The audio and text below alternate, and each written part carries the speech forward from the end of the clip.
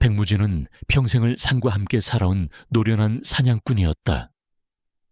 그의 삶은 깊은 산속 짐승의 숨결과 바람소리, 흙냄새와 뒤섞여 있었다. 특히 그는 짐승들의 소리를 흉내내는데 남다른 재주가 있었다. 어릴 적부터 족제비 소리로 꿩을 유인하고 고라니 울음소리로 멧돼지의 동태를 살폈다.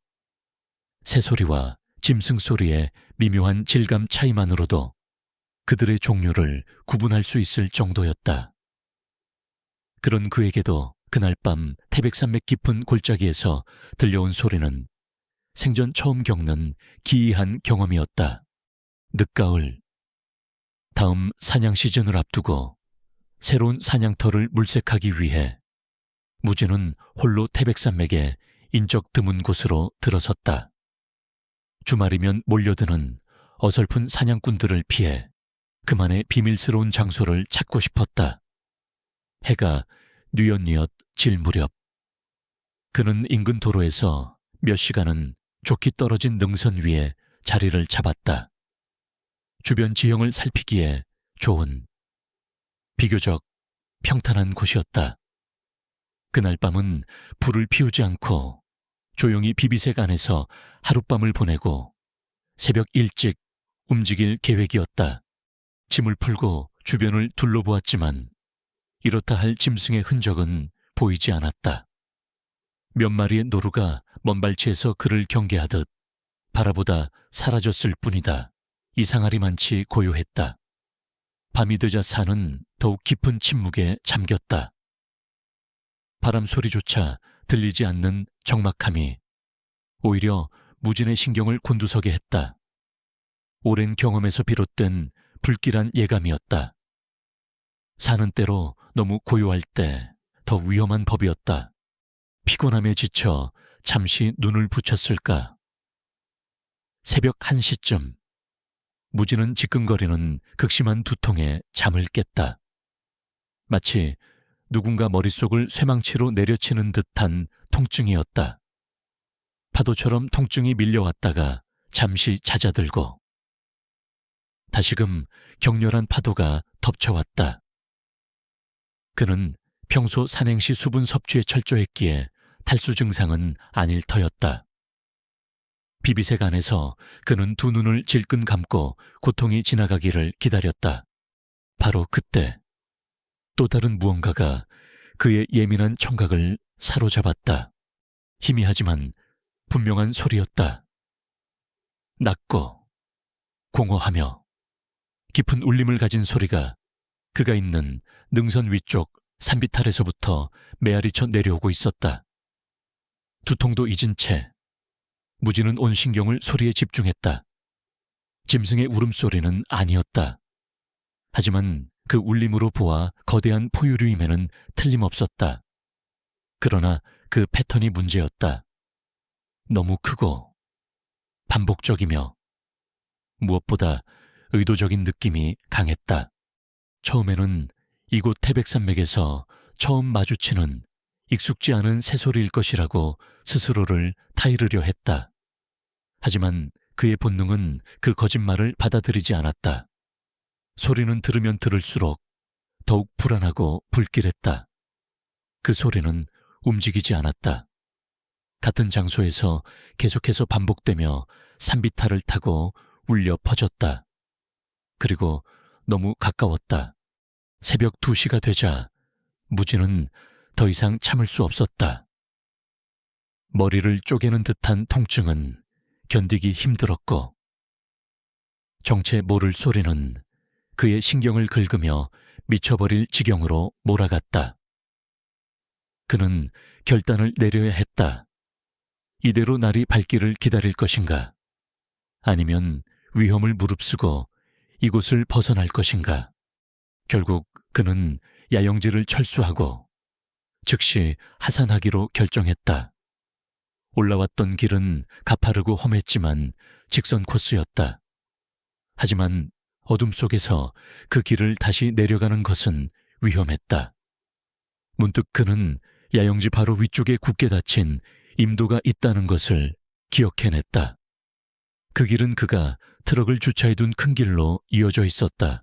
거리는 더 멀지만 어둠 속에서 길을 찾기는 훨씬 수월할 터였다. 다만 그 길은 소리가 들려오는 산비탈 쪽으로 곧장 이어져 있었다. 다른 선택의 여지가 없었다. 그 길을 택해야만 했다. 무진이 황급히 짐을 챙겨 임도로 들어서자 기이하게도 그 소리가 그를 따라오기 시작했다. 마치 그의 움직임을 감지하고 있는 것처럼 소리는 항상 그의 위쪽, 산비탈 약 200~300m 거리에서 일정한 강역을 유지하며 그를 그림자처럼 뒤따랐다. 그가 아무리 빨리 걸어도 소리는 그의 속도에 맞춰 항상 같은 거리를 유지했다. 나뭇가지가 부러지는 소리, 낙엽이 바스락거리는 소리 하나하나에 그의 온 신경이 곤두섰고 아드레날린이 혈관을 타고 솟구쳤다. 하지만 그 기이한 울음소리는 결코 흔들림이 없었다. 항상 그 자리에 보이지 않는 곳에서 그를 따라오고 있었다. 이제 그는 느낄 수 있었다. 보이지 않는 눈이 자신을 지켜보고 있다는 것을 사냥감이 된 듯한 섬뜩한 느낌이었다. 그는 허리춤의 사냥총을 단단히 움켜쥐고 반가수의 손가락을 걸었지만 가장 그를 공포에 떨게 한 것은 그 정체를 알 수 없다는 사실이었다. 무엇이든 간에 그것은 의도적으로 모습을 숨기고 있었다. 그것이야말로 무엇보다 그를 두렵게 만들었다. 임도를 따라 내려갈수록 두통은 더욱 심해졌고 숨은 가빠졌다. 시야가 흐릿해지고 균형 감각마저 무뎌졌다. 고산병인가 싶었지만 무언가 정말로 정상이 아니었다. 그는 어둠 속을 비틀거리며 나아갔다. 그를 따라오던 소리는 고도가 낮아질수록 점점 희미해졌다. 그리고 마침내 그가 수목한계선 아래로 내려서는 순간 기적처럼 두통이 순식간에 사라졌다. 마치 그를 짓누르던 무언가가 마침내 그를 놓아준 것처럼. 하지만 그를 지켜보던 시선의 느낌은 결코 사라지지 않았다. 동이 트기 직전 그는 간신히 트럭에 도착했다. 온몸은 식은땀으로 젖어 있었고 다리는 후들거렸지만 그의 머릿속은 혼란스러운 생각들로 가득 차 있었다. 그날 밤 산 위에서 그를 따라오던 정체 모를 존재는 과연 무엇이었을까? 백무진은 거의 반사적으로 트럭에 시동을 걸고 산길을 빠져나왔다. 집으로 돌아오는 내내 그의 머릿속은 그날 밤의 기이한 경험으로 가득 차 있었다. 지끈거리던 두통은 사라졌지만 뼛속까지 스며들었던 한기와 정체 모를 존재에 대한 공포는 쉽게 가시지 않았다. 그는 평생을 사냥꾼으로 살아오면서 수많은 기이한 일들을 겪었지만 이번 일은 차원이 달랐다. 알려지지 않은 맹수의 습격이나 자연재해와는 분명 다른 무언가 설명할 수 없는 지적인 존재의 위협이었다. 그 소리, 일정한 강역을 두고 자신을 따라오던 그 소리는 단순한 짐승의 울음소리가 아니었다. 거기에는 명백한 의도와 감정이 실려있는 듯했다. 집에 돌아온 무진은 며칠 동안 알아누웠다. 극도의 피로감과 정신적인 충격 때문이었다. 평소라면 깊은 산속에서의 하룻밤 야영 정도는 가벼운 산책이나 다름없었지만 이번에는 달랐다. 그는 자신이 사냥꾼이 아니라 오히려 사냥감이었다는 사실을 뼈저리게 느꼈다. 조금 기력을 회복하자 그는 그날 밤의 소리에 대한 단서를 찾기 시작했다. 자신의 모든 지식과 경험을 총동원해 그 소리의 정체를 밝혀내려 애썼다. 혹시 자신이 알지 못하는 희귀한 야행성 조류의 소리는 아니었을까? 아니면 외래종 맹수가 태백산맥에 흘러들어온 것일까? 하지만 그 어떤 가설도 그날 밤의 경험을 완벽하게 설명해주지 못했다. 그 소리는 너무나도 독특했고, 무엇보다 그것이 보여준 지능적인 행동은 일반적인 동물의 범주를 벗어나는 것이었다. 그는 밤마다 잠을 이루지 못했다. 눈을 감으면 어김없이 그 기이한 소리가 귓가에 맴돌았고, 보이지 않는 시선이 자신을 꿰뚫어 보는 듯한 섬뜩한 느낌에 몸서리를 쳤다. 한때 그에게 안식과 평화를 주었던 태백산맥의 깊은 숲은 이제 공포와 미지의 공간으로 변해버렸다. 견디다 못한 무진은 인터넷을 뒤지기 시작했다. 국내외에 온갖 동물 울음소리, 데이터베이스를 검색하고 희귀조류나 미확인 생물체에 대한 자료들을 샅샅이 훑었다. 하지만 그가 들었던 소리와 일치하는 것은 아무것도 없었다. 그의 좌절감은 점점 더 커져만 갔다. 어쩌면 자신이 정말로 고산병이나 극심한 스트레스로 인해 환청을 들었던 것은 아닐까 하는 의구심마저 들기 시작했다. 그러던 어느 날 밤, 거의 반쯤 포기한 상태로 이런저런 검색어를 조합하며 인터넷을 헤매던 무진은 우연히 한 외국의 괴생물체 크립티드 관련 포럼에 접속하게 되었다. 그곳에는 전 세계 각지에서 보고된 정체불명의 생물체에 대한 목격담과 음성 파일들이 올라와 있었다. 그는 신락 같은 희망을 품고 거대 산악 생물 소리 혹은 정체불명 포효와 같은 키워드로 검색을 이어갔다. 그리고 마침내 그는 숨이 멎을 듯한 충격에 휩싸였다. 한 게시물에 첨부된 짧은 음성 파일. 제목은 북미 산악지대에서 녹음된 미확인 생물의 포효라고 되어 있었다. 무진은 떨리는 손으로 재생 버튼을 눌렀다. 스피커를 통해 흘러나오는 소리는 그날 밤 태백산맥 깊은 곳에서 그를 공포로 몰아넣었던 바로 그 소리와 정확히 일치했다 났고, 공허하며 깊은 울림을 가진 반복적이고 의도적인 그 소리. 무진의 온몸에서 식은땀이 흘렀다. 심장이 미친 듯이 방망이질 쳤다. 이것은 환청이 아니었다. 자신이 겪었던 일은 현실이었다. 세상 어딘가에, 아니 바로 이곳 태백산맥 어딘가에 그런 정체 모를 존재가 살고 있다는 명백한 증거였다. 그는 게시물의 내용을 자세히 읽어보았다. 해당 음성 파일은 북미 지역에서 빅풋 또는 사스쿼치라고 불리는 미확인 유인원의 것으로 추정된다는 설명이 붙어 있었다. 빅풋이라니. 무진은 헛웃음을 터뜨렸다. 그는 평생 그런 종류의 이야기를 믿어본 적이 없었다. 전설이나 미신, 혹은 사람들의 과장된 상상력의 산물이라고 치부해왔다. 하지만 이제 그는 혼란스러웠다.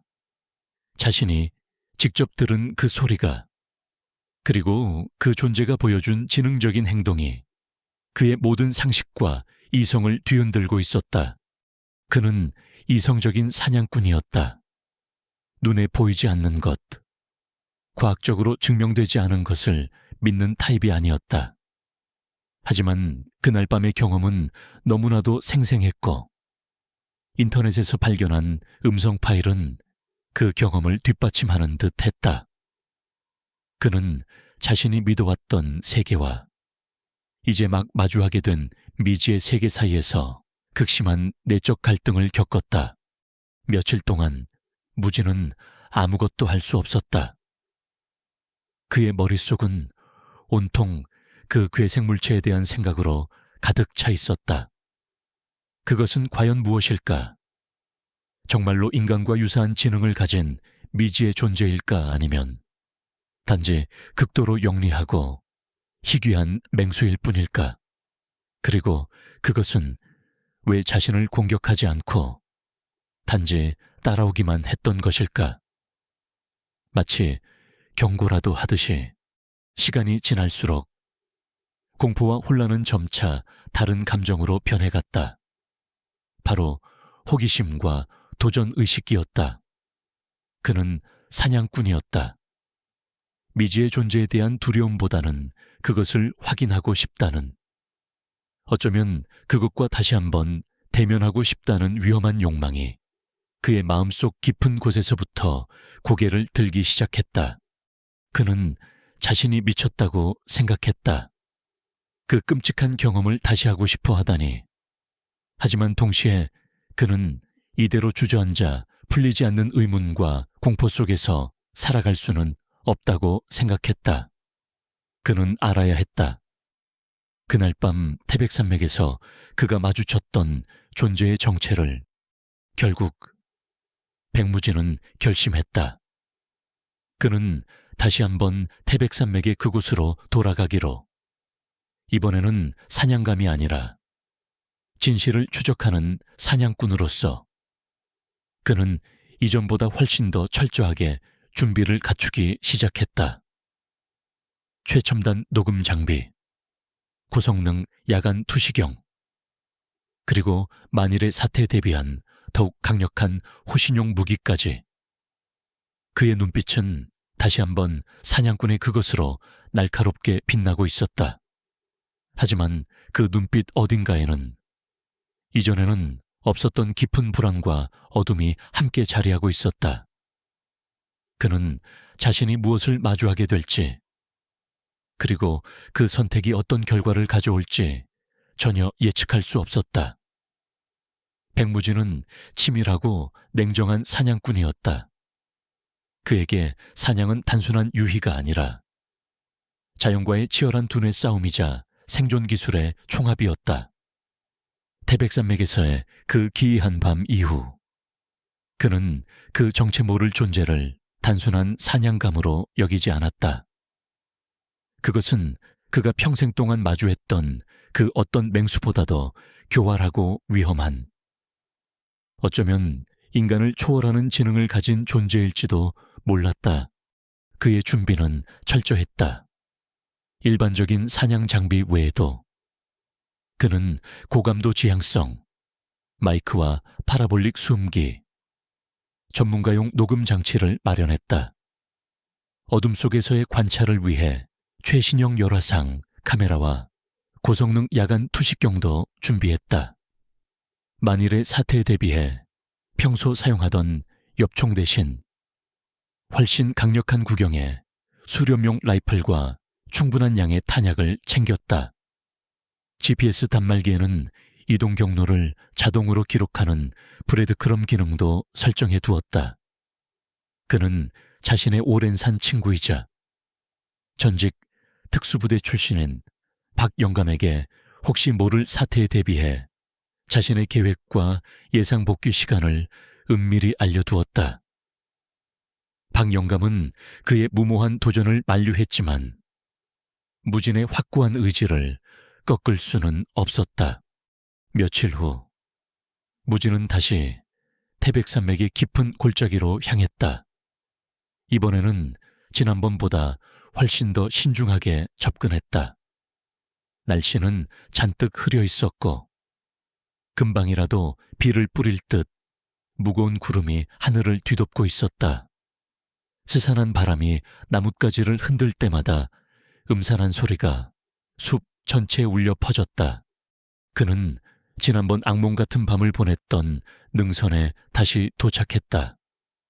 주변 풍경은 변함없었지만 그곳에 서 있는 무진의 감정은 완전히 달랐다. 이전에는 미지의 사냥터에 대한 기대감이었다면 지금은 보이지 않는 적과의 대결을 앞둔 비장함과 긴장감이었다. 그는 능선 가장자리에 자리를 잡고 가져온 장비들을 능숙하게 설치하기 시작했다. 지향성 마이크는 지난번 소리가 들려왔던 위쪽 산비탈을 향하도록 고정했고 열화상 카메라는 삼각대에 거치하여 주기적으로 주변을 촬영하도록 설정했다.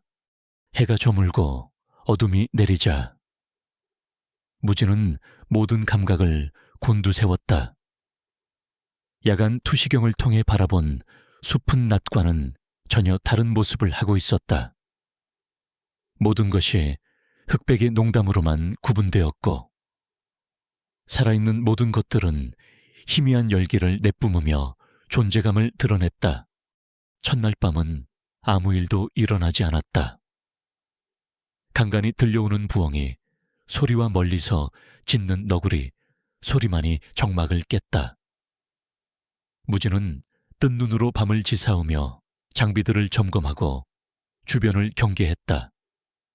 그의 머릿속은 오만 가지 생각으로 복잡했지만 한편으로는 폭풍 전야와 같은 이 고요함이 더욱 불길하게 느껴졌다. 그리고 예상대로 새벽녘이 되자 희미하게 두통이 시작되었다. 마치 그 존재가 그의 귀환을 알아차리기라도 한 것처럼 이틀째 밤이 깊어갔다. 여전히 그 기이한 소리는 들려오지 않았다. 무진은 초조해지기 시작했다. 혹시 그 존재가 이곳을 떠난 것은 아닐까? 아니면 자신의 존재를 눈치채고 더욱 깊숙이 숨어버린 것은 아닐까? 그의 두통은 어제보다 조금 더 강해져 있었다. 그때였다. 아주 희미하게, 하지만 분명하게 그 소리가 다시 들려오기 시작했다. 지난번과 똑같은 낮고 공허하며 깊은 울림을 가진 소리. 무진은 반사적으로 녹음 장치의 스위치를 올리고 마이크의 방향을 미세하게 조정했다. 심장이 거세게 뛰기 시작했다. 소리는 처음에는 멀리서 들려오는 듯 했지만 점점 더 가까워지고 선명해졌다. 지난번처럼 일정한 간격을 두고 반복되었고 그 안에는 형언할 수 없는 슬픔과 분노, 그리고 경고의 메시지가 뒤섞여 있는 듯 했다. 무진은 야간 투시경으로 소리가 들려오는 방향을 샅샅이 훑었지만 어둠 속에서는 아무것도 보이지 않았다. 하지만 열화상 카메라 화면에는 무언가가 포착되었다. 능선 위쪽, 빽빽한 나무들 사이로 희미하지만 분명한 열 반응이 나타났다. 일반적인 야생동물의 형체라고 하기에는 너무나도 거대했고 그 움직임 또한 부자연스러웠다. 그것은 천천히, 하지만 분명하게 무진이 있는 방향으로 다가오고 있었다. 두통이 정수리를 내리찍는 듯 격렬해졌다. 무진은 라이플을 움켜쥐었다. 방가수에 걸린 그의 손가락이 미세하게 떨렸다. 그는 숨을 죽이고 다가오는 존재를 기다렸다.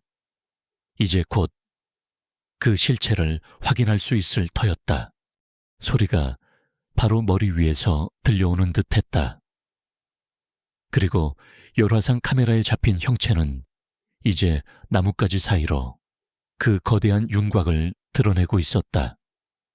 그것은 분명 두 발로 걷고 있었지만 인간이라고는 도저히 볼 수 없는 거대한 체구와 기괴한 비율을 가지고 있었다.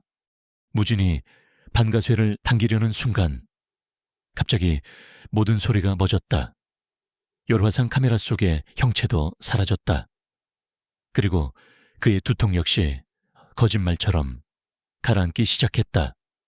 마치 폭풍이 지나간 후에 정적처럼 모든 것이 다시 깊은 침묵 속으로 빠져들었다. 무진은 혼란스러웠다. 대체 무슨 일이 일어난 것일까? 그 존재는 왜 갑자기 사라진 것일까? 그는 녹음된 소리를 다시 재생해보았다. 소름 끼치는 울음소리는 선명하게 녹음되어 있었다. 하지만 그것만으로는 부족했다.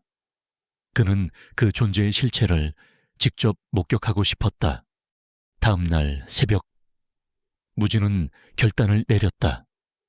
더 이상 기다릴 수 없었다. 그는 직접 그 존재를 찾아 나서기로 했다. 최소한의 비상장비만을 챙긴 채 그는 지난밤 소리가 들려왔고 열 반응이 포착되었던 위쪽 산비탈을 향해 조심스럽게 발걸음을 옮겼다. 숲은 여전히 음산한 기운을 내뿜고 있었다. 그는 극도의 긴장감 속에서 주변을 경계하며 나아갔다. 얼마 지나지 않아 그는 무언가를 발견했다. 거대한 나무 둥치에 깊게 파인 발톱 자국이었다. 일반적인 곰이나 멧돼지의 발톱 자국과는 비교할 수 없을 만큼 크고 날카로웠다.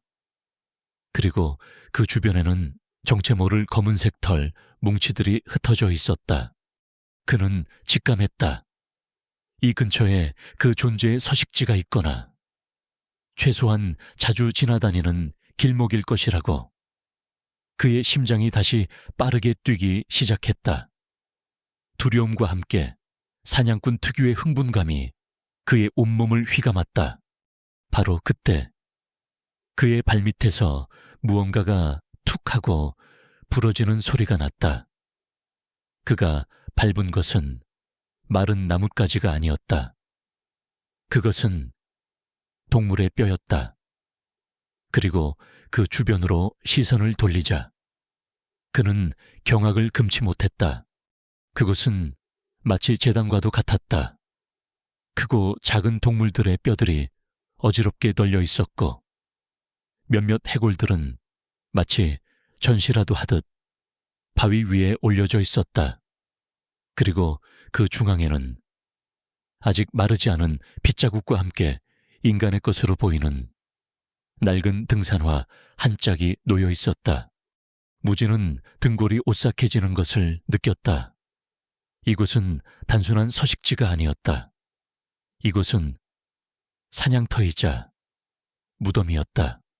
그리고 그의 등 뒤에서 아주 가까운 거리에서 그 기이하고도 공포스러운 울음소리가 다시 한번 터져 나왔다. 이번에는 경고가 아니었다. 명백한 분노와 살기가 담긴 포효였다. 무진이 반사적으로 돌아보았을 때 그의 눈앞에는 마침내 그 존재가 완전한 모습을 드러내고 서 있었다. 어둠 속에서 희미하게 보았던 것보다 훨씬 더 거대하고 끔찍하며 압도적인 존재감이었다. 그것은 무진을 발견하고 천천히 그리고 위협적으로 그에게 다가오기 시작했다. 그의 손에 들린 라이플은 마치 어린아이의 장난감처럼 초라해 보였다. 백무진의 눈앞에 선 그것은 그가 평생 사냥해왔던 그 어떤 맹수와도 비교할 수 없는 존재였다. 좋기 3미터는 넘어 보이는 거대한 키, 온몸을 뒤덮은 짙고 뻣뻣한 검은 털, 나무 껍질처럼 거칠어 보이는 피부. 무엇보다 인간의 팔이라고는 믿기지 않을 만큼 길고 강력한 팔과 그 끝에 달린 시커먼 발톱은 당장이라도 그의 숨통을 끊어놓을 듯 위협적이었다. 얼굴이라고 부를 만한 부분은 깊은 그림자에 가려 제대로 보이지 않았지만 낮게 그르렁거리는 소리와 함께 번뜩이는 두 개의 붉은 안광만큼은 선명했다. 그것은 단순한 짐승이 아니었다. 지능과 명백한 저기를 가진 미지의 포식자였다. 온몸의 세포 하나하나가 위험을 감지하고 비명을 질렀지만 백무진은 사냥꾼으로서의 본능을 억누르지 않았다. 이대로 공포에 질려 도망친다면 살아남을 가능성은 없었다. 그는 천천히, 아주 천천히 라이플을 들어올려 괴물의 붉은 안광을 겨눴다. 괴물은 그의 움직임을 주시하는 듯 잠시 그르렁거림을 멈췄다. 그 짧은 정적 속에서 무진은 숨막히는 긴장감을 느꼈다. 마치 폭풍 전야처럼 모든 것이 멈춘 듯한 순간이었다. 가와 괴물이 먼저 정적을 깼다. 인간의 것이라고는 도저히 생각할 수 없는 찢어질 듯한 포효와 함께 그것은 무진을 향해 돌진했다. 무진은 반사적으로 방가쇠를 당겼다. 쾅 하는 굉음과 함께 라이플에서 발사된 강력한 탄환이 괴물의 어깨 부근을 강타했다. 괴물은 고통스러운 듯 비틀거렸고 그 거대한 몸체가 잠시 휘청거렸다. 검붉은 피가 터져나오며 주변 나무잎을 적셨다. 하지만 그것으로 끝이 아니었다. 총탄을 맞은 괴물은 더욱 광분하여 날뛰기 시작했다. 분노로 이글거리는 붉은 안광이 무진을 향했고 더욱 빠른 속도로 달려들었다. 전장 무진은 욕설을 내뱉으며 옆으로 몸을 날렸다. 괴물의 날카로운 발톱이 그가 방금 전까지 서 있던 자리를 강타하며 흙먼지를 일으켰다. 그는 재빨리 몸을 일으켜 다시 한번 괴물을 향해 총을 겨눴지만 괴물은 이미 코앞까지 다가와 있었다. 도저히 정면으로 맞설 수 있는 상대가 아니었다. 무진은 즉시 후퇴를 결심했다. 그는 숲의 지형을 이용해 괴물과의 거리를 벌리며 간헐적으로 총을 발사했다. 총알은 괴물의 두꺼운 가죽과 근육을 뚫지 못하는 듯했고 오히려 괴물을 더욱 자극할 뿐이었다. 죽음의 추격전이 시작되었다. 무진은 필사적으로 달렸다. 나뭇가지에 얼굴이 긁히고 뾰족한 돌부리에 발목을 삐끗하기도 했지만 멈출 수 없었다. 등 뒤에서는 괴물의 성난 포효와 함께 육중한 발소리가 땅을 울리며 그를 뒤쫓아왔다. 괴물은 그 거대한 몸집에도 불구하고 믿을 수 없을 만큼 빠르고 민첩하게 숲 속을 헤쳐나왔다. 엎친 데 덮친 격으로 무진의 머릿속에서 다시금 지끈거리는 두통이 시작되었다. 처음에는 희미했지만 시간이 지날수록 통증은 점점 더 격렬해졌다. 시야가 흐릿해지고 균형 감각이 무뎌지기 시작했다. 예전에 겪었던 그 끔찍한 두통이 괴물과의 직접적인 대치 상황에서 다시 그를 덮쳐온 것이다. 크크. 무진은 신음하며 비틀거렸다. 그의 움직임이 둔해진 것을 알아차린 듯 괴물은 더욱 맹렬하게 그를 추격해왔다. 그는 이대로 가다가는 얼마 버티지 못하고 괴물의 먹이가 될 것이라는 절망적인 예감에 휩싸였다. 그는 주변 지형을 빠르게 훑어보았다. 이대로 평지를 따라 도망치는 것은 불리했다. 그는 문득 자신이 수목한계선 근처에 있다는 것을 깨달았다. 그리고 그 아래로는 비교적 시야가 트인 완만한 경사지가 펼쳐져 있었다. 어쩌면 무진은 마지막 남은 힘을 다해 수목한계선을 향해 달렸다. 괴물은 여전히 그의 바로 뒤까지 따라붙어 있었다.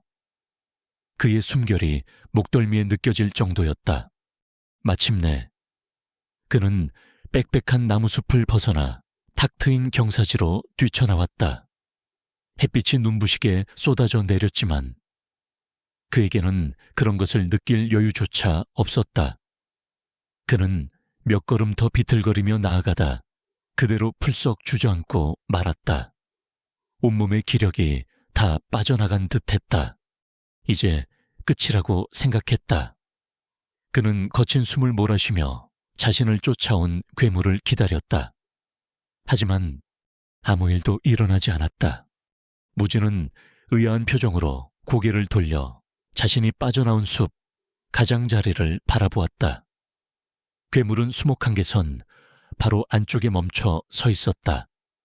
마치 보이지 않는 경계선이라도 있는 것처럼. 더 이상 앞으로 나오지 않고 그 자리에 서서 무진을 노려보고 있었다. 그 붉은 안광은 여전히 분노와 살기로 이글거렸지만 알 수 없는 이유로 그는 더 이상 추격해오지 않았다. 그리고 더욱 기이한 일이 일어났다. 수목한계선을 벗어나자마자 그를 지독하게 괴롭혔던 두통이 거짓말처럼 순식간에 사라진 것이다. 흐릿했던 시야도 다시 선명해졌고 머릿속을 짓누르던 압박감도 사라졌다. 무진은 망견자실한 표정으로 숲 가장자리에 서 있는 괴물을 바라보았다.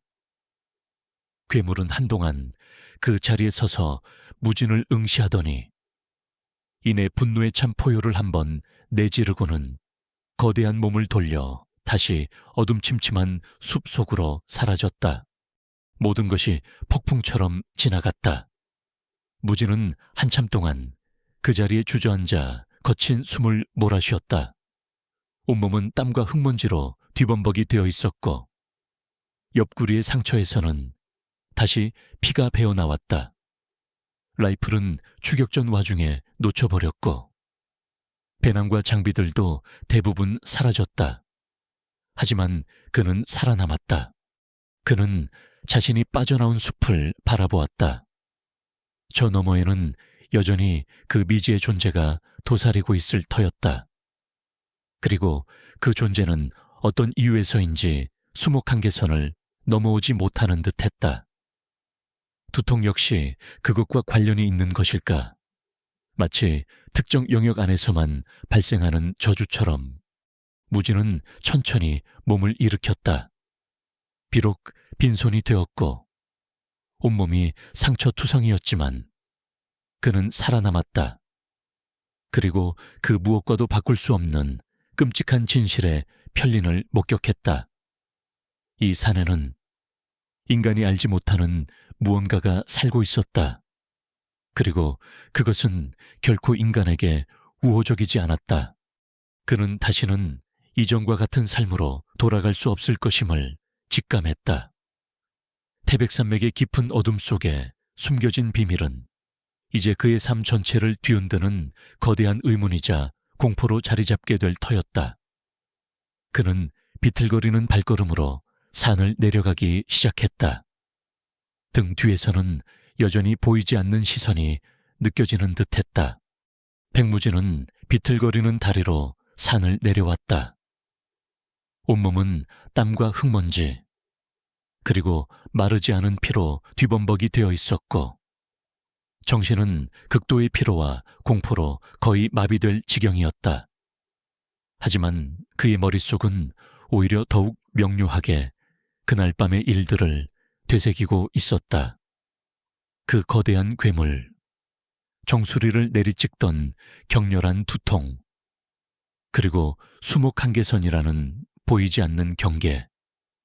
모든 것이 마치 하나의 거대한 퍼즐 조각처럼 흩어져 있었지만 그 조각들 사이에는 분명 어떤 연결고리가 존재할 터였다. 얼마나 걸었을까?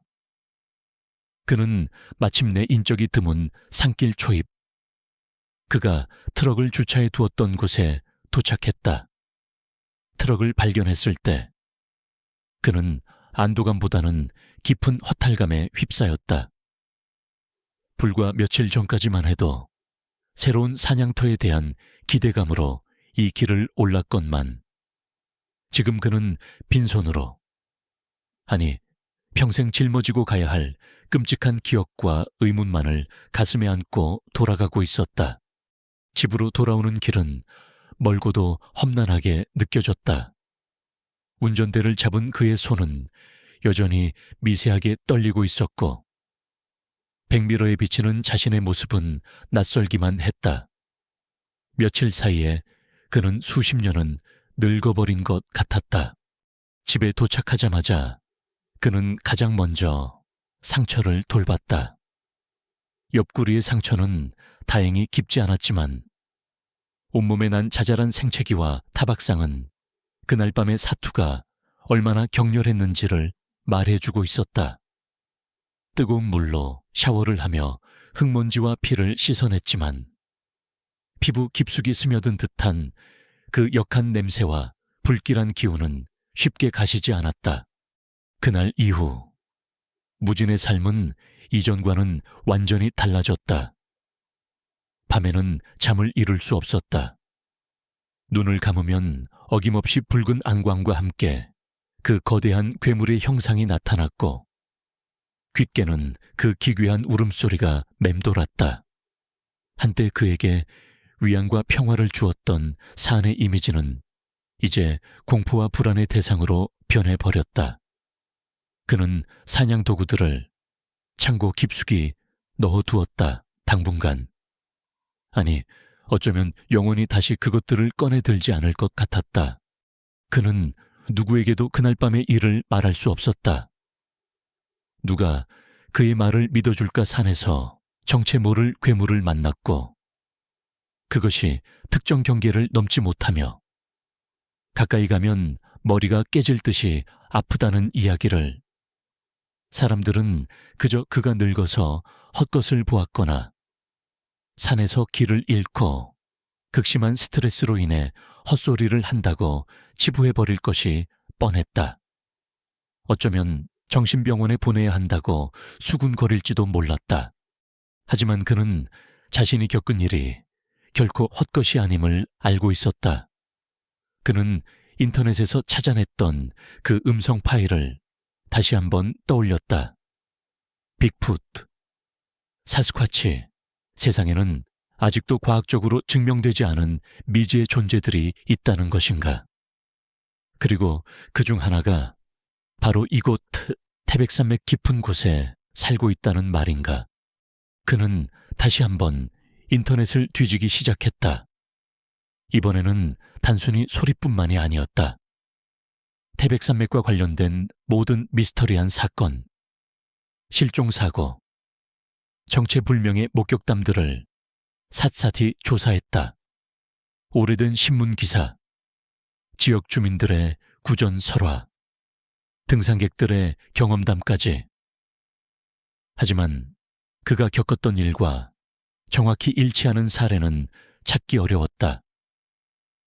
간혹 깊은 산속에서 거대한 짐승의 발자국을 보았다는 이야기나 원인을 알 수 없는 두통에 시달렸다는 등산객의 후기 정도가 전부였다. 그러던 중 그는 한 가지 흥미로운 사실을 발견했다. 그가 괴물을 마주쳤던 능선과 수목한계선 일대가 과거부터 금지된 땅으로 불리며 현지 주민들조차 접근을 꺼리는 곳이라는 기록이었다. 오래전부터 그곳에 들어갔다가 실종되거나 정신 이상 증세를 보이며 돌아온 사람들이 있었다는 이야기도 함께였다. 그곳에는 무언가 특별한 것이 있는 것일까? 괴물과 두통, 그리고 그 금지된 땅 사이에는 어떤 연관성이 있는 것일까? 그는 박영감에게 연락하기로 결심했다. 산을 떠나기 전 그에게 자신의 계획을 알렸던 유일한 사람이었다. 박영감이라면 무언가 알고 있거나 최소한 그의 이야기를 진지하게 들어줄 것이라고 생각했다. 며칠 후 무진은 박영감의 외딴 오두막을 찾았다. 박영감은 무진의 초췌한 모습과 깊어진 눈가의 그늘을 보고는 아무 말 없이 그를 안으로 들였다. 따뜻한 차 한 잔을 건네받은 무진은 천천히, 그리고 힘들게 그날 밤의 일을 털어놓기 시작했다. 괴물의 모습, 기이한 울음소리, 격렬한 두통, 그리고 수목한계선을 넘지 못하던 그것의 행동까지. 박영감은 무진의 이야기를 묵묵히 듣고 있었다. 그의 표정에는 놀라움이나 불신보다는 무언가를 알고 있다는 듯한 깊은 침묵이 흘렀다. 무진의 이야기가 끝나자 박영감은 한동안 아무 말도 하지 않았다. 창밖의 어둠을 바라보던 그는 이윽고 낮은 목소리로 입을 열었다. 자네, 정말로 그것을 본 개로군. 그것이라니요, 영감님도 알고 계셨습니까? 무진의 목소리가 떨렸다. 박영감은 천천히 고개를 끄덕였다. 오래전부터 전해 내려오는 이야기일세. 이 태백산맥 깊은 곳에는 인간의 이해를 벗어난 존재가 살고 있다고들 했지. 산의 주인, 숲의 그림자, 부르는 이름은 제각각이었지만 모두 두려움과 경외심을 담아 그 존재를 언급했네. 그리고 그 존재가 머무는 곳은 인간이 함부로 발을 들여서는 안 되는 성역이자 금지된 영역이라고 했지. 그는 잠시 말을 멈추고 무진을 바라보았다. 그의 눈빛이 심각하게 빛났다. 무진이, 자네가 본 것은 단순한 맹수가 아닐 걸세. 그리고 자네가 겪은 두통 역시 예사로운 일이 아니야. 그건 일종의 경고이자 그 영역의 힘일 수도 있네. 자네가 그 경계를 넘었기 때문에 나타난 현상일 수도 있고. 박영감은 잠시 망설이다가 더욱 낮은 목소리로 말을 이었다. 그리고 자네가 본 그것에 대해 관심을 가지는 건 자네뿐만이 아닐 수도 있네. 과거에도 비슷한 일들이 있었고 그때마다 무언가를 감추려는 듯한 움직임들이 있었지. 그들은 그 존재가 세상에 알려지는 것을 극도로 꺼리는 것 같았네. 자네, 명심하게. 자네는 지금 아주 위험한 비밀에 발을 들여놓은 것일지도 몰라. 그 존재보다 더 무서운 것은 어쩌면 인간일 수도 있다는 것을. 박영감의 마지막 말은 무진의 가슴에 차갑게 와닿았다. 그는 누구를 말하는 것일까? 단순한 괴생물체의 존재를 넘어 무언가 거대한 음모와 비밀이 숨겨져 있다는 말인가? 무진은 자신이 이제껏 경험해보지 못한 더욱 깊고 어두운 심연으로 빠져들고 있음을 직감했다. 그는 이제 단순한 목격자가 아니었다. 그는 위험한 진실의 한가운데에 서 있는 것이었다. 그리고 그 진실은 그를 가만두지 않을 것 같았다. 박영감의 오두막을 나선 백무진의 마음은 천근망은 무거웠다. 단순한 괴생명체의 존재를 넘어 그것을 은폐하려는 정체 모를 그들의 존재까지 알게 된 이상, 이 문제는 이제 개인적인 공포와 호기심의 차원을 넘어선 것이었다. 그의 어깨 위로 거대한 비밀의 무게가 짓누르는 듯했다. 집으로 돌아온 무진은 예전과는 확연히 다른 일상을 보내기 시작했다. 창밖의 작은 소리에도 민감하게 반응했고, 낯선 차량이 집 주변을 지나갈 때면 자신도 모르게 긴장했다. 박영감의 경고가 단순한 노파심이 아닐 수도 있다는 생각이 들자 세상 모든 것이 의심스럽게 보이기 시작했다. 정말로 누군가가 자신을 감시하고 있는 것은 아닐까? 그는 더욱 은밀하게 조사를 이어갔다. 낮에는 평범한 사냥꾼의 모습으로 지냈지만 밤이 되면 컴퓨터 앞에 앉아 국내외의 미스터리 관련 포럼이나 비밀스러운 사건들을 다루는 웹사이트들을 샅샅이 뒤졌다. 그는 태백산맥, 미확인 생물, 의문의 실종, 그리고 정부 은폐와 같은 키워드들을 조합하며 단서가 될 만한 것들을 찾으려 애썼다. 그러던 중 그는 몇몇 오래된 기사들에서 이상한 공통점을 발견했다. 수십 년 전부터 태백산맥을 비롯한 국내 몇몇 깊은 산악 지역에서 발생했던 의문의 실종 사건이나 원인 불명의 사고들이었다. 대부분은 단순 사고로 종결되었지만 기사 내용 중에는 현장에서 발견된 기이한 흔적이나 원인을 알 수 없는 극심한 공포에 질린 생존자의 증언과 같은 석연치 않은 구석들이 남아 있었다. 그리고 그런 사건들 주변에는 항상 관계당국의 신속한 현장 통제와 보도 제한 조치와 같은 문구들이 따라붙곤 했다. 관계당국이라. 무진은 쓴웃음을 지었다. 박영감이 말한 그들이 바로 이 관계당국을 의미하는 것일지도 몰랐다. 어느 날 오후 무진이 집 근처 읍내시장에 다녀오던 길이었다. 그의 낡은 트럭 뒤로 검은색 세단 한 대가 일정한 거리를 두고 따라붙는 것을 느꼈다. 처음에는 우연이겠거니 했지만 그가 몇 번이나 방향을 바꾸고 좁은 시골길로 접어들었음에도 세단은 끈질기게 따라붙었다.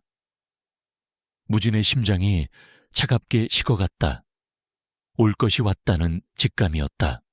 마침내 그가 집 앞마당에 트럭을 세웠을 때 검은색 세단 역시 그의 집 앞에서 멈춰 섰다. 차문이 열리고 검은색 정장을 말끔하게 차려입은 두 명의 사내가 내렸다. 그들은 마치 약속이라도 한 듯 똑같은 무표정한 얼굴을 하고 있었고 그들의 눈빛에서는 어떤 감정도 읽을 수 없었다. 백무진 씨 되십니까? 그중 한 명이 낮고 차분한 목소리로 물었다. 무진은 침묵으로 대답했다. 그의 손은 자신도 모르게 허리춤으로 향하고 있었다. 만일의 사태에 대비해 항상 지니고 다니는 사냥용 나이프에 손잡이가 느껴졌다. 잠시 드릴 말씀이 있어서 왔습니다. 안으로 들어가서 이야기해도 되겠습니까? 다른 한 명이 정중하지만 단호한 어조로 말했다. 그들의 태도에서는 거절을 용납하지 않겠다는 은근한 압박감이 느껴졌다. 무진은 잠시 망설였지만 이내 체념한 듯 고개를 끄덕였다. 그는 이미 이런 상황을 어느 정도 예상하고 있었다. 그는 사내들을 거실로 안내했다. 집안은 사냥도구와 산악 장비들로 어수선했지만 그들은 아랑곳하지 않고 소파에 마주 앉았다. 백무진 씨, 최근 태백산맥에서 아주 특별한 경험을 하셨다고 들었습니다. 먼저 말을 걸었던 사내가 입을 열었다. 그의 목소리는 여전히 차분했지만 그 안에는 날카로운 칼날 같은 것이 숨겨져 있는 듯했다. 누구에게 들었는지 모르겠지만 잘못 짚으신 것 같군요. 전 그저 산에서 길을 잃고 좀 헤맸을 뿐입니다. 무진은 시치미를 뗐다. 사내는 희미하게 미소를 지었다. 백무진 씨, 저희는 모든 것을 알고 있습니다. 당신이 무엇을 보았는지, 그리고 누구와 이야기를 나누었는지도 말입니다. 박영감님께서는 안녕하신가요? 무진의 심장이 쿵 하고 내려앉았다. 그들은 박영감과의 만남까지 알고 있었던 것이다. 이것은 단순한 추측이나 우연이 아니었다. 그들은 처음부터 자신을 철저히 감시하고 있었던 것이다. 솔직하게 말씀해 주시는 것이 백무진 씨에게도 좋을 겁니다. 다른 사내가 말을 이었다. 당신이 본 것은 국가적으로 매우 민감한 사안입니다. 일반에 알려져서는 안 되는 일이지요. 괜한 호기심이나 영웅심리로 이를 그르치지 않기를 바랍니다. 당신들은 대체 누구요? 무진이 낮은 목소리로 물었다. 그의 목소리에는 분노와 함께 일말의 두려움이 섞여 있었다. 우리는 질서를 유지하는 사람들입니다. 더 이상의 혼란을 막기 위해 노력하는 사람들이지요. 사내는 애매한 대답을 내놓았다. 백무진 씨, 당신은 운이 좋았습니다. 그 금지된 땅에서 살아 돌아왔으니까요. 하지만 두 번의 행운은 없을 겁니다. 그러니 부디 그곳에서의 기억은 잊으십시오. 그것이 당신과 당신 주변 사람들을 위한 최선의 선택입니다. 그들의 말은 정중했지만 그 안에 담긴 협박의 의미는 명백했다. 더 이상 이 일에 관여하지 말라는 침묵하라는 경고였다. 사내들은 더 이상 아무 말도 하지 않고 자리에서 일어났다. 그들이 떠나고 난 후 무진은 한동안 망연자실하게 앉아 있었다. 온몸에서 힘이 빠져나가는 듯했다. 박영감의 경고는 현실이었다. 그리고 그들은 상상 이상으로 강력하고 조직적이었다. 그날 밤, 무진은 잠을 이룰 수 없었다. 그는 자신이 거대한 음모의 한가운데에 휘말렸음을 깨달았다. 그리고 이대로 침묵한다면 진실은 영원히 어둠 속에 묻히고 말 것이었다. 그는 두려웠지만 동시에 분노가 치밀어 올랐다. 이대로 포기할 수는 없었다. 그는 다시 컴퓨터 앞에 앉았다. 그들이 자신의 집을 뒤지지는 않았지만 혹시 모를 일에 대비해 그는 자신의 모든 조사 자료를 암호화하여 외장 하드에 백업해두고 있었다. 그는 그들이 놓쳤을지도 모르는 작은 단서를 찾기 위해 혹은 그들의 정체에 대한 실마리를 찾기 위해 밤새도록 자료들을 검토했다. 그리고 새벽녘 그의 눈에 한 가지 이상한 점이 들어왔다. 과거 태백산맥 실종 사건 보고서들 중 유독 특정 날짜에 집중적으로 사건이 발생했고 그 시기마다 지질 조사 또는 생태계 특별 점검이라는 명목으로 일반인의 출입이 통제되었다는 기록이었다. 그리고 그 통제를 주관한 기관의 이름은 처음 들어보는 생소한 이름의 연구소였다. 알파 생태연구소. 무진은 직감했다. 이것이 바로 그들의 위장 명칭이거나 최소한 그들과 깊은 관련이 있는 조직일 것이라고. 그는 떨리는 손으로 그 연구소의 이름을 검색창에 입력했다. 하지만 검색 결과는 거의 없었다. 마치 유령처럼 그 존재를 숨기고 있는 듯했다. 하지만 무진은 포기하지 않았다. 그에게는 새로운 목표가 생겼다. 바로 이 알파 생태연구소의 정체를 밝혀내는 것. 그것이 어쩌면 이 모든 비밀을 푸는 열쇠가 될지도 몰랐다. 그는 이제 단순한 사냥꾼이 아니었다. 그는 진실을 추적하는 자였고 그 길의 끝에는 상상조차 할 수 없는 위험이 도사리고 있을 터였다. 백무진은 그날 이후 알파 생태연구소라는 이름에 모든 신경을 집중했다. 그것이 바로 박영감이 말했던 그들의 실체이거나 최소한 그들과 깊숙이 연관된 조직임이 틀림없었다. 하지만 그 연구소에 대한 정보를 얻는 것은 생각처럼 쉽지 않았다. 인터넷 검색으로는 형식적인 설립 목적과 주소지 외에는 아무것도 나오지 않았고 그나마도 대부분 오래된 자료이거나 의도적으로 모호하게 작성된 듯한 내용뿐이었다.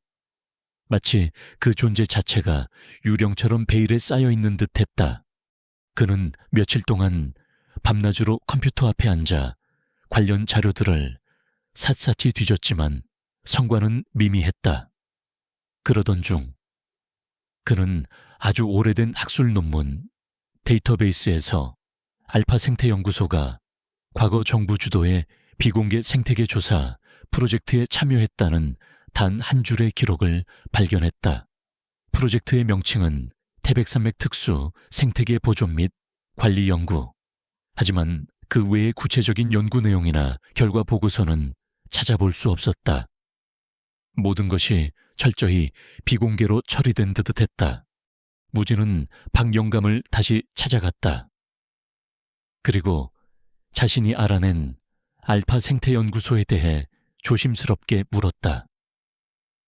박영감은 그 이름을 듣자 얼굴이 하얗게 질리며 손사래를 쳤다.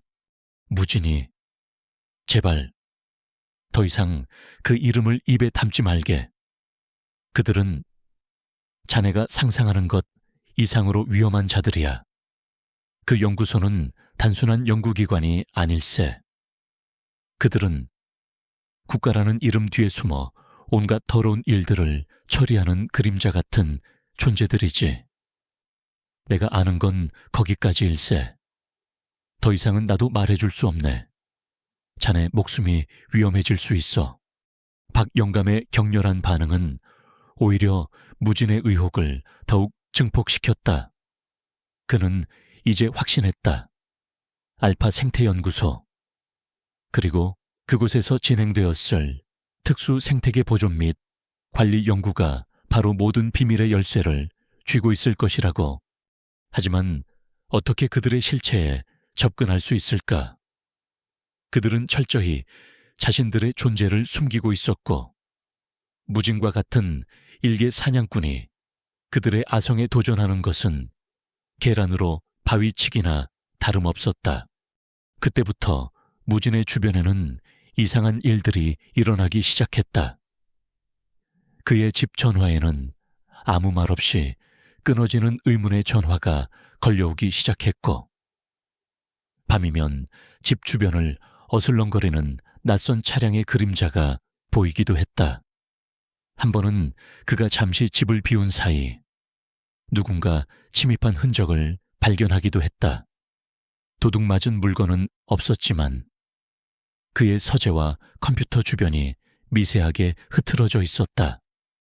마치 누군가가 그의 조사 내용을 샅샅이 뒤지고 간 것처럼 그들은 무진에게 무언의 압력을 가하고 있었다.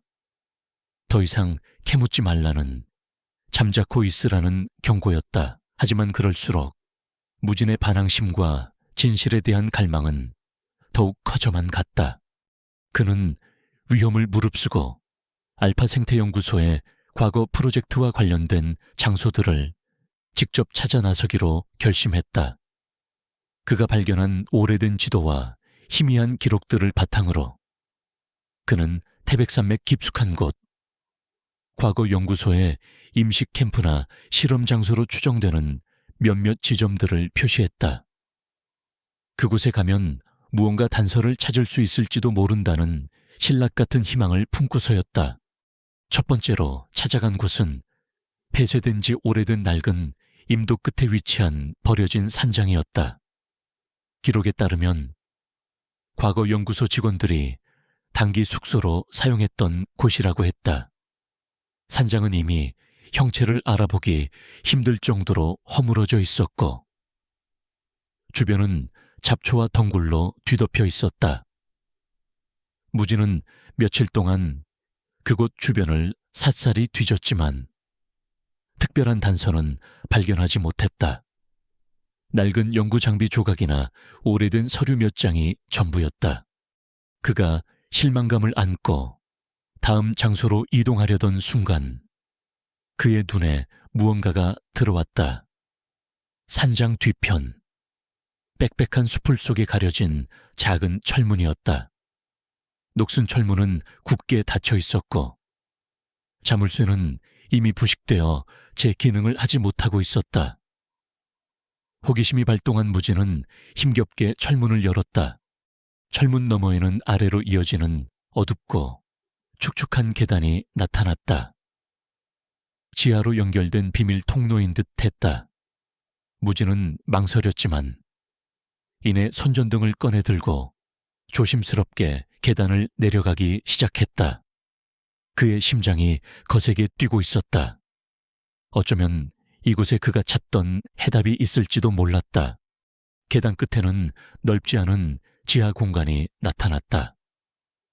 사방은 콘크리트 벽으로 둘러싸여 있었고 한쪽 구석에는 낡은 철제 캐비닛 몇 개와 정체 모를 기계 장치들이 먼지를 뒤집어 쓴 채 놓여 있었다. 공기는 차갑고 무거웠으며 역한 화학약품 냄새와 곰팡이 냄새가 뒤섞여 코를 찔렀다. 무진은 캐비닛을 열어보았다.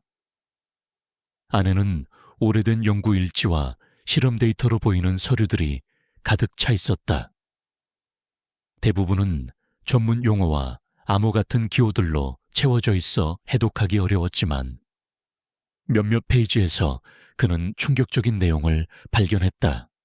대상체 731 포획 성공, 생체 반응 양호, 격리 후 정밀 분석 예정. 알 수 없는 음파 발생 확인, 주변 생태계 교란 및 인간에게 극심한 두통 유발 가능성.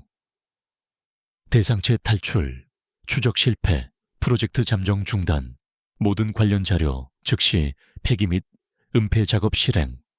그리고 그 서류들 사이에서 그는 흐릿하지만 분명한 사진 한 장을 발견했다. 거대한 철창 안에 갇혀있는 그가 그날 밤 마주쳤던 괴물과 똑같이 생긴 존재의 사진이었다. 사진 속 괴물은 분노와 절망이 뒤섞인 듯한 눈빛으로 카메라를 응시하고 있었다. 무진은 온몸에 소름이 돋는 것을 느꼈다. 이것은 단순한 미확인 생물체가 아니었다. 이것은 연구소의 실험체였던 것이다. 그리고 그 실험체가 탈출했고 연구소는 그 사실을 은폐하려 했던 것이다. 그가 겪었던 두통과 괴물의 기이한 행동, 그리고 수목한계선이라는 경계까지 모든 것이 이 연구소와 관련되어 있을 가능성이 높았다. 그가 충격적인 진실에 휩싸여 있을 때 갑자기 지하 공간의 철문이 쾅 하고 닫히는 소리가 들렸다. 그리고 위쪽에서 여러 명의 발소리와 함께 낮은 목소리들이 들려왔다. 틀림없어. 누군가 이곳에 들어온 흔적이 있다. 샅샅이 수색해. 절대 놓쳐서는 안 된다. 그들이 온 것이다. 알파 생태연구소의 그림자들이 그를 찾아온 것이었다. 무진은 자신이 함정에 빠졌음을 깨달았다. 어쩌면 그들이 일부러 단서를 흘려 자신을 이곳으로 유인한 것일지도 몰랐다. 그는 손에 쥔 연구 일지와 사진을 품속 깊이 숨겼다. 그리고 이 지옥 같은 지하 공간에서 빠져나갈 방법을 찾기 시작했다. 하지만 사방은 막혀 있었고 유일한 출구인 철문은 이미 굳게 잠겨 있었다. 그의 앞에는 절망적인 어둠만이 기다리고 있는 듯했다.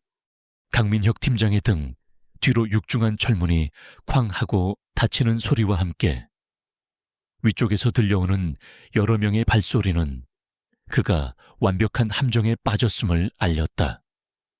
그는 품속의 연구 일지와 사진을 다시 한번 단단히 움켜쥐었다. 이것이 바로 그들이 그토록 숨기려 했던 진실의 조각들이었다. 젠장 출구가 없어. 민혁은 손전등으로 지하 공간 구석구석을 비춰보았지만 그가 들어왔던 철문 외에는 다른 통로가 보이지 않았다. 사방은 두꺼운 콘크리트 벽으로 막혀 있었고 공기는 점점 더 무겁고 탁해지는 듯했다. 위쪽에서는 철문을 강제로 열려는 듯 둔탁한 소리와 함께 금속이 긁히는 소리가 간헐적으로 들려왔다. 시간이 없었다. 그는 낡은 철제 캐비닛과 기계 장치들이 놓여있는 구석으로 몸을 숨겼다. 그리고 주변을 빠르게 살폈다.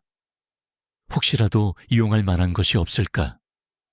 그의 눈에 들어온 것은 낡고 녹슨 배관 파이프 몇 개와 끊어진 전선들이 어지럽게 널려있는 낡은 배전반이었다. 어쩌면 그때 철문 쪽에서 거친 용접 소리와 함께 불꽃이 튀기 시작했다. 그들은 문을 절단하고 들어올 작정인 듯했다. 민혁은 이를 악물었다. 그는 사냥꾼이었다. 절체절명의 위기 상황에서 그는 오히려 더욱 냉정해졌다. 그는 조용히 배전반으로 다가가 끊어진 전선 몇 가닥을 배관 파이프에 단단히 연결했다. 그리고 다른 쪽 파이프 끝을 철문 손잡이 근처 금속 부분에 아슬아슬하게 걸쳐 놓았다. 만약 그들이 문을 여는 순간 전류가 흐르게 된다면 완벽한 함정은 아니었지만 최소한 시간을 벌거나 혼란을 야기할 수는 있을 터였다. 얼마 지나지 않아 마침내 철문이 거친 소리와 함께 안쪽으로 활짝 열렸다. 어둠 속에서 3명의 그림자가 총구를 겨눈 채 안으로 들어섰다. 그들은 예상대로 전술 장비를 착용한 최태준 사령관의 부대원들이었다. 백무진 어디 있나? 순순히 나오는 게 좋을 거다. 선두의 선자가 낮은 목소리로 외쳤다. 바로 그때 그가 철문 안쪽 손잡이를 잡으려던 순간 민혁이 숨어있던 곳에서 굵은 전선 하나를 다른 전선에 접촉시켰다. 파지지직하는 섬뜩한 소리와 함께 푸른 스파크가 일었고 철문을 만지려던 대원은 그 악하는 비명과 함께 그대로 바닥에 쓰러졌다. 갑작스러운 정의 충격에 다른 두 명의 대원 역시 당황한 듯 잠시 주춤거렸다. 민혁은 그 틈을 놓치지 않았다. 그는 숨어있던 캐비닛 뒤에서 뛰쳐나와 아직 정신을 차리지 못한 나머지 두 명의 대원에게 달려들었다. 그는 맨손이었지만 그의 움직임은 맹수처럼 빠르고 정확했다. 한 명의 복부를 걷어차고 다른 한 명의 총구를 팔꿈치로 강하게 내리쳐 총을 놓치게 만들었다. 내 놈이 총을 놓친 대원이 욕설을 내뱉으며 그에게 달려들었지만 민혁은 이미 그의 공격을 예상하고 있었다. 그는 몸을 숙여 상대의 주먹을 피하고 그대로 그의 다리를 걸어 넘어뜨렸다. 그리고 재빨리 바닥에 떨어진 그의 총을 집어들었다. 상황은 순식간에 역전되었다. 민혁은 총구를 두 명의 대원에게 겨누었다. 전기 충격으로 쓰러졌던 대원은 여전히 바닥에서 신음하고 있었다. 움직이지 마. 움직이면. 알지. 민혁의 목소리는 차갑고 단호했다. 내 놈 따위가 우리를 막을 수 있을 것 같으냐. 한 대원이 분노의 찬 목소리로 외쳤지만 그의 눈빛에는 당혹감이 서려 있었다. 닥쳐. 질문은 내가 한다. 민혁은 총구를 까딱이며 말했다. 알파 생태연구소. 그리고 저 괴물. 대체 정체가 뭐냐?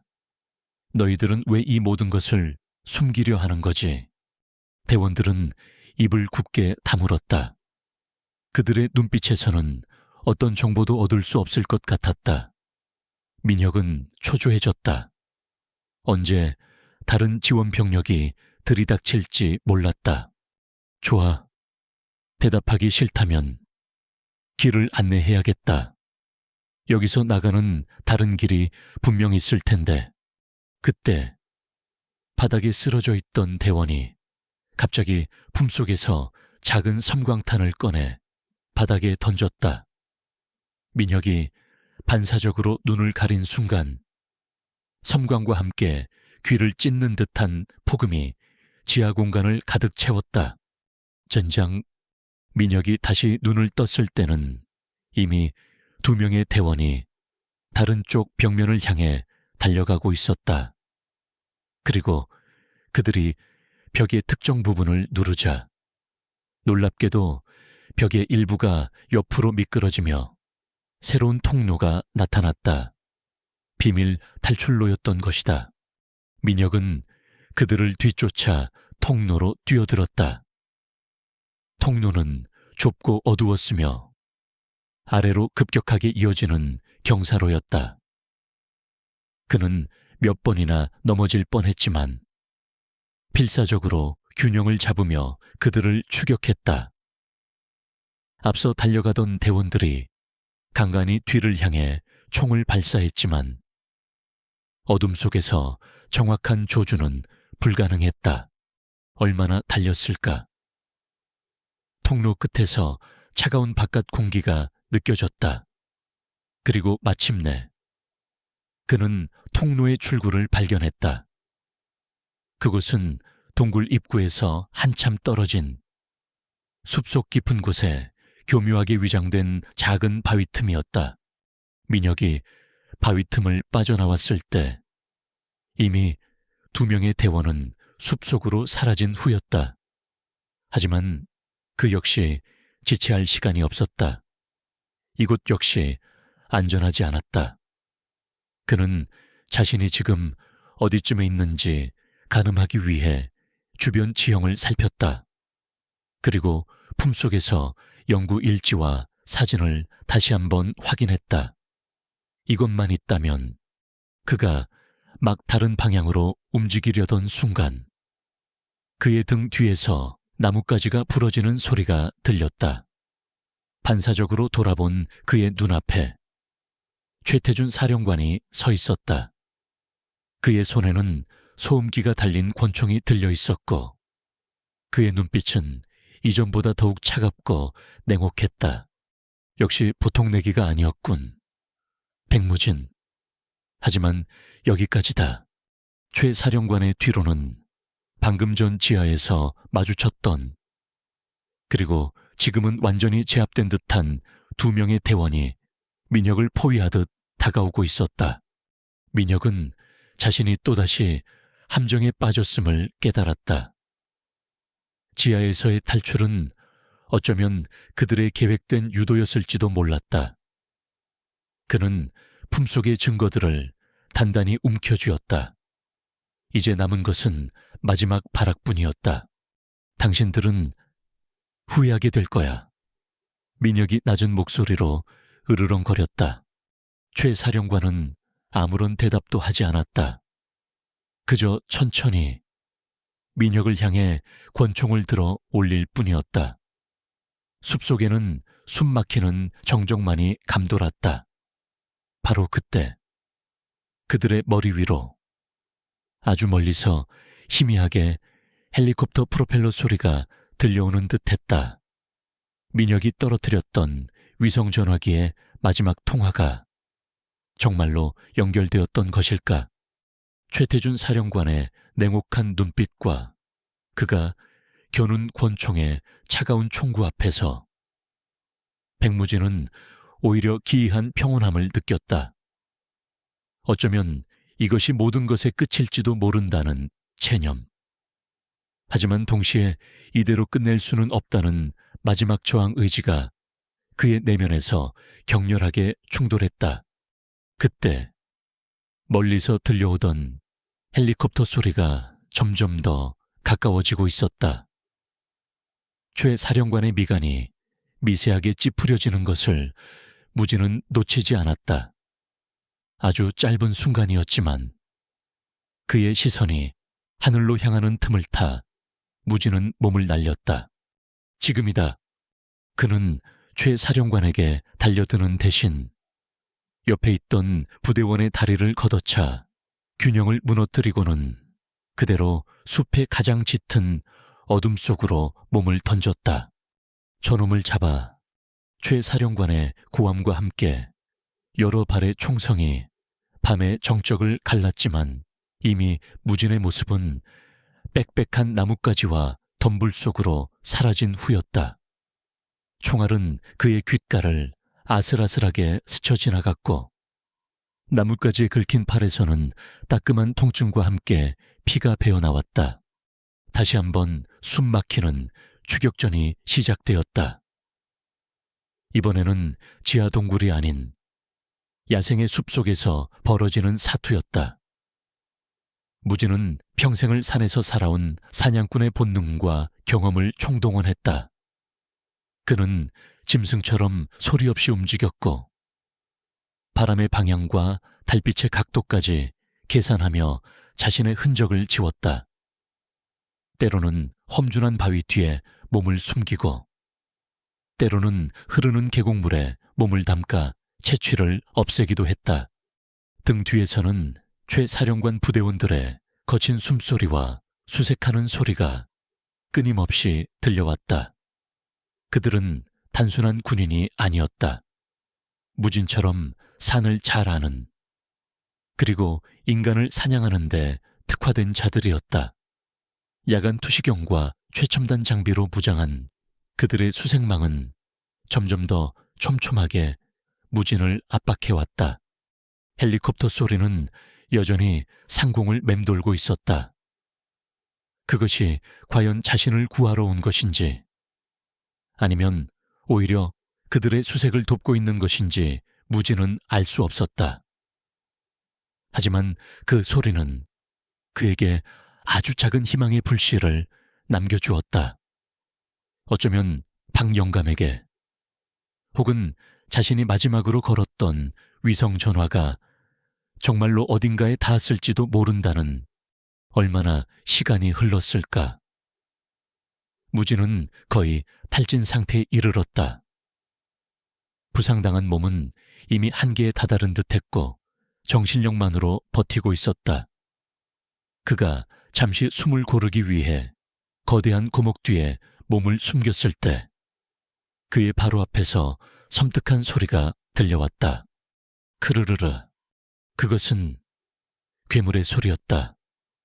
그날 밤 그를 공포로 몰아넣었던 바로 그 존재. 어둠 속에서 번뜩이는 두 개의 붉은 안광이 그를 향하고 있었다. 총성과 추격전의 소란이 잠자던 괴물을 깨웠거나 혹은 피냄새를 맡고 이곳까지 찾아온 것일지도 몰랐다. 엎친 데 덮친 격이었다. 앞에서는 정체 모를 괴물이, 뒤에서는 그림자 부대가 그를 노리고 있었다. 괴물은 무진을 발견하고는 낮게 으르렁거리며 천천히 다가오기 시작했다. 바로 그때 무진의 등 뒤 숲속에서 최 사령관 부대원들의 목소리가 들려왔다. 저기다, 괴물이다. 그리고 백무진도 함께 있다. 상황은 최악으로 치닫고 있었다. 괴물과 그림자 부대 사이에 끼인 형국이었다. 하지만 어쩌면 이것이 마지막 기회가 될 수도 있었다. 괴물은 갑자기 나타난 그림자 부대를 새로운 위협으로 인식한 듯 방향을 틀어 그들을 향해 포효했다. 그리고 다음 순간 괴물과 그림자 부대 사이에 격렬한 전투가 벌어졌다. 총성과 괴물의 비명, 나무가 부러지고 돌멩이가 튀는 소리가 뒤섞여 숲 전체가 아수라장으로 변했다. 무진은 이 혼란을 틈타 그곳을 빠져나가야 했다. 그의 머릿속에는 오직 한 사람만이 떠올랐다. 박영감. 그에게 이 모든 진실을 알려야 했다. 그리고 그가 가지고 있는 연구일지와 사진을 전달해야만 했다. 그는 마지막 남은 힘을 다해 박영감의 오두막이 있는 방향으로 달리기 시작했다. 등 뒤에서는 여전히 격렬한 전투 소리가 들려왔지만 그는 뒤돌아보지 않았다. 밤새도록 달리고 또 달렸다. 험준한 상의를 몇 번이나 넘어지고 구르면서도 그는 멈추지 않았다. 마침내 동이 트기 시작할 무렵 그는 거의 기진맥진한 상태로 박영감의 오두막 앞에 도착했다. 영감님, 영감님. 무진의 다급한 목소리에 박영감이 놀란 표정으로 뛰쳐나왔다. 그는 피투성이가 된 채 숨을 헐떡이는 무진의 모습에 경악을 금치 못했다. 무진이 이게 대체 무슨 일인가? 무진은 더 이상 말을 이을 힘도 없었다. 그는 품속에서 구겨진 연구 일지와 사진을 꺼내 박영감에게 건넸다. 이것이 진실입니다. 그들이, 그리고 괴물이. 그 말을 끝으로 무진은 그대로 정신을 잃고 쓰러졌다. 박영감은 떨리는 손으로 무진이 건넨 서류들을 받아들었다. 그리고 그 내용을 확인한 순간 그의 얼굴은 극도의 충격과 공포로 하얗게 질려갔다. 얼마나 시간이 흘렀을까? 무진이 희미하게 의식을 되찾았을 때 그의 귓게 박영감의 낮고 다급한 목소리가 들려왔다. 무진이, 정신이 드는가? 지금 당장 여길 떠나야 하네. 그들이 이곳으로 오고 있어. 박영감의 말과 동시에 오두막 밖에서 여러 대의 차량이 멈춰 서는 소리와 함께 중무장한 괴한들이 오두막을 포위하는 소리가 들려왔다. 그리고 그들 사이로 최태준 사령관의 차갑고 냉정한 모습이 보였다. 하지만 그것이 끝이 아니었다. 오두막 뒤편 숲속에서 마치 지옥에서 울려 퍼지는 듯한 괴물의 섬뜩한 포효 소리가 다시 한번 밤의 정적을 갈랐다. 괴물 역시 무진의 냄새를 맡고 이곳까지 쫓아온 것이었다. 박 영감의 작은 오두막은 이제 인간과 괴물, 그리고 진실을 은폐하려는 거대한 세력 사이에 놓인 외로운 섬이 되어버렸다. 사방이 포위된 절망적인 상황 속에서 과연 그들은 살아남을 수 있을까? 그리고 이 끔찍한 진실은 과연 세상에 빛을 볼 수 있을 것인가? 박 영감의 다급한 외침과 함께 오두막 주변은 순식간에 지옥으로 변했다. 사방에서 중무장한 괴한들이 총구를 겨누며 포위망을 좁혀왔고, 등 뒤 숲속에서는 땅을 뒤흔드는 듯한 괴물의 포효가 밤의 정적을 갈랐다. 무진이 정신 차리게 이대로는 둘 다 죽네. 박 영감이 거의 의식을 잃어가던 백무진의 뺨을 후려치며 소리쳤다. 그의 눈에는 절박함과 함께 오랜 군인 특유의 냉철한 결기가 서려 있었다. 그는 재빨리 오두막의 모든 창문과 문을 걸어 잠그고 벽에 기대어 숨겨두었던 낡은 K2 소총을 꺼내 들었다. 영감님, 저 총은... 무진이 힘겹게 물었다. 훗, 늙은이라고 무시하지 말게. 자네 같은 녀석들 때문에라도 비상용으로 하나쯤은 챙겨둬야 하는 세상 아닌가. 박 영감은 짧게 대답하며 탄창을 결합했다. 그의 손놀림은 여전히 노련하고 정확했다. 바깥에서는 최태준 사령관의 것으로 보이는 냉정한 목소리가 확성기를 통해 흘러나왔다. 백무진, 그리고 박 영감, 순순히 투항하라. 저항은 무의미하다. 너희들이 가진 모든 것을 넘기고 나온다면 목숨만은 살려주겠다. 개소리 집어치워 박 영감이 고함을 질렀다. 내 놈들 같은 놈들에게 넘겨줄 목숨 따위는 없다. 그와 동시에 오두막의 나무 벽체가 괴물의 강력한 앞발에 의해 종이장처럼 찢겨나갔다. 그와 괴물은 분노에 찬 포효와 함께 오두막 안으로 머리를 들이밀었다. 시뻘건 안광이 어둠 속에서 탐욕스럽게 번뜩였다. 이 주상 압박 영감이 괴물의 머리를 향해 소총을 난사했다. 총알 몇 발이 괴물의 얼굴에 명중했지만 괴물은 잠시 주춤거릴 뿐 치명상을 입지는 않은 듯했다. 오히려 더욱 광분하여 오두막을 부수기 시작했다. 최태준 사령관의 부대 역시 사격을 개시했다. 하지만 그들의 총구는 괴물뿐만 아니라 오두막 안의 무진과 박 영감을 향하기도 했다. 그들은 이 혼란 속에서 모든 증거와 증인을 한꺼번에 제거할 속셈인 듯했다. 오두막은 순식간에 전쟁터로 변했다. 총탄이 빗발치고 괴물의 발톱이 벽을 할귀는 소리, 나무 부서지는 소리가 뒤섞여 귀를 먹먹하게 만들었다. 무진은 부상당한 몸을 이끌고 박 영감을 도와 응사하려 했지만 그의 손에는 작은 사냥용 나이프 외에는 아무것도 없었다. 무진이 정신 똑바로 차리게 박 영감이 그의 어깨를 붙잡고 소리쳤다. 자네가 가진 그 서류들, 그것만이 이 모든 것을 밝힐 수 있는 유일한 증거일세. 내가 시간을 벌 테니 자네는 어떻게든 여기서 빠져나가야 하네. 안 됩니다. 영감님, 같이. 닥치고. 내 말 들어. 박 영감의 눈빛이 매섭게 빛났다.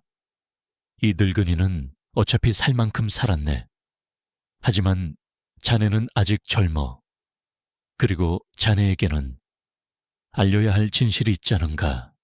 박 영감은 무진의 품속에서 연구 일지와 사진을 꺼내 자신의 조끼 안주머니 깊숙이 쑤셔 넣었다. 그리고 무진의 손에 작은 위성 전화기를 다시 쥐어주었다. 이걸로 내가 말했던 그 친구에게 연락하게. 그는 자네를 도울 수 있을 걸세. 번호는 내가 이미 입력해뒀네. 그는 무진의 등을 떠밀며 오두막 뒤편, 평소 그가 비상탈출로로 사용하던 작은 쪽문을 가리켰다. 어서 가게. 그리고 절대 뒤돌아보지 말게. 박용감이 K2 소총을 난사하며 괴물과 그림자 부대의 시선을 자신에게로 돌리는 사이 무진은 눈물을 머금고 쪽문을 통해 필사적으로 오두막을 빠져나왔다. 등 뒤에서는 박용감의 처절한 외침과 총성, 그리고 괴물의 마지막 단말마와 같은 포효가 뒤섞여 들려왔다. 무진은 이를 악물고 달렸다. 박용감의 희생을 헛되이 할 수는 없었다. 그는 반드시 살아남아 이 모든 진실을 세상에 알려야만 했다. 얼마나 달렸을까? 그는 안전하다고 생각되는 깊은 숲 속에 몸을 숨기고 떨리는 손으로 박용감이 건네준 위성 전화기를 꺼내 들었다. 그리고 입력된 번호로 통화를 시도했다.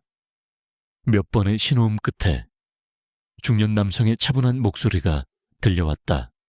여보세요. 저는 백무진이라고 합니다. 박용감님의 소개로 수화기 너머의 남자는 무진의 말을 끝까지 듣고는 잠시 침묵하더니 낮은 목소리로 말했다. 모든 것을 알고 있어. 박영감에게 이미 연락을 받았어. 지금 당신이 있는 곳이 어디요? 무진은 자신의 위치를 간략하게 설명했다. 남자는 즉시 그곳으로 사람을 보내겠다고 말하고는 한 가지 중요한 정보를 덧붙였다. 백무진 씨, 당신이 가진 증거는 이미 일부가 세상에 알려지기 시작했어. 박영감께서 마지막 순간에 내게 중요한 파일 몇 개를 전송했더군. 비록 완전하지는 않지만 알파 생태연구소의 실체를 드러낼 수 있는 결정적인 단서들이요. 무진은 눈물을 감출 수 없었다. 박영감은 마지막 순간까지 싸웠던 것이다.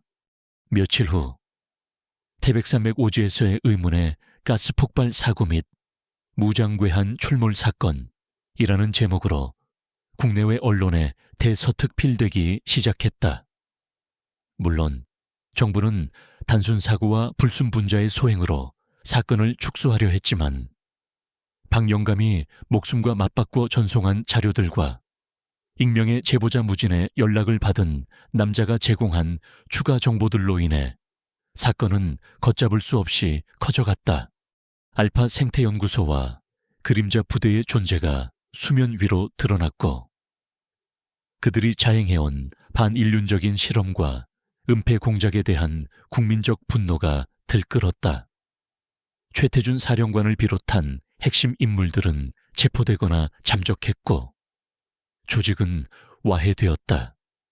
지리산에서 벌어졌던 유사 사건들 역시 재조명되기 시작했다. 백무진은 그 후 공식적인 증인으로 나서 자신이 겪었던 모든 일들을 용기 있게 증언했다. 그의 증언은 세상을 뒤흔들었고 그가 목숨 걸고 지켜낸 진실은 마침내 빛을 보게 되었다. 하지만 싸움은 아직 끝나지 않았다. 여전히 풀리지 않은 의문들이 남아있었고 어딘가에 숨어있을지 모르는 또 다른 그림자들이 존재할 가능성도 배제할 수 없었다. 그리고 무엇보다 태백산맥 깊은 곳에 잠들어 있던 그 미지의 존재들, 그들은 과연 완전히 사라진 것일까? 백무진은 다시 평범한 사냥꾼의 삶으로 돌아갔지만 그의 눈빛은 이전과는 달랐다. 그는 이제 단순한 사냥꾼이 아니었다. 그는 진실을 목격한 자였고 그 진실을 지키기 위해 싸웠던 생존자였다. 그는 가끔 밤하늘 아래 홀로 태백산맥의 검은 능선을 바라보았다. 그 산은 여전히 그에게 많은 것을 가르쳐주고 있었고, 그는 그 가르침을 잊지 않을 터였다. 그의 손에는 박영감이 남긴 낡은 K2 소총과 진실을 향한 불멸의 의지가 굳건히 들려 있었다. 끝나지 않은 어둠 속에서도 그는 희망을 보았다. 그리고 그 희망을 향해 그는 다시 한번 나아갈 준비가 되어 있었다. 그의 싸움은 아직 끝나지 않았다.